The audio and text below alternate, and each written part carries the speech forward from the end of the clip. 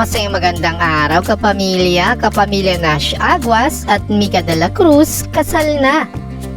Kapamilya, isa ba kayo sa mga nanonood noon ng ABS-CBN's Gawin Mo Lilit?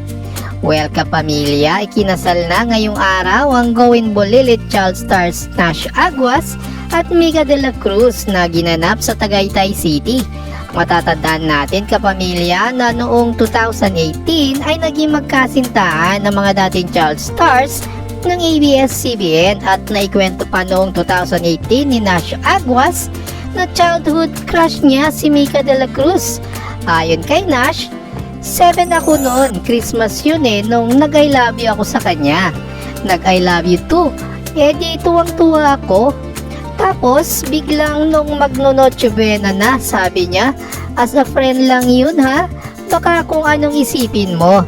Sobrang lungkot ng Pasko ko. Well, congratulations, Nash and Mika. Anong sa inyo kapamilya?